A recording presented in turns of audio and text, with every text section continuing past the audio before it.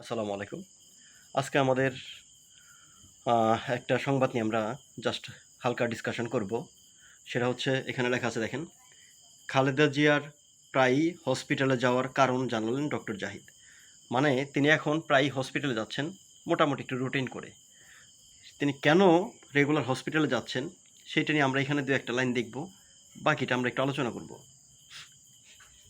এটা আমরা এখানে দেখি খবরের কাগজে কী লিখেছে। বিএনপি চেয়ারপারসন বেগম খালেদা জিয়াকে প্রায়ই হসপিটালে যেতে হচ্ছে তার শারীরিক বিভিন্ন পরীক্ষা নিরীক্ষার জন্য।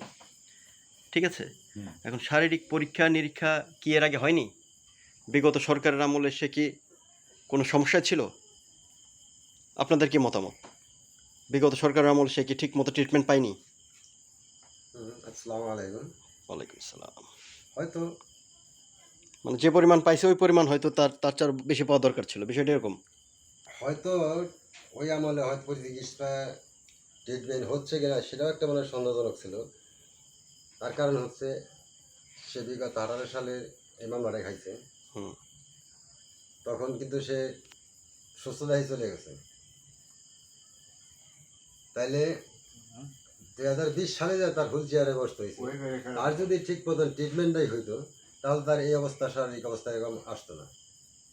আচ্ছা, হয়তো আমি মনে করি যে হয়তো তার ওই দিকে ঘাটতি ছিল। তাহলে এখন কি মোটামুটি একটু রুটিন করে স্বাস্থ্যটা যেন ভালো থাকে, ঠিক আছে, এই দিকে তার নজর দেওয়া উচিত। পাশাপাশি সে যেন ওইভাবেই তার মানে শারীরিক সুস্থতার জন্যই তাকে কন্টিনিউ যেন হসপিটালে একটা ট্রিটমেন্ট সে নেয় আর কি। এটাই আমরা আমাদের প্রত্যাশা করি। প্রত্যাশা আর কি। যাক আলহামদুলিল্লাহ। মামার কিছু বলার আছে? যাক আলহামদুলিল্লাহ।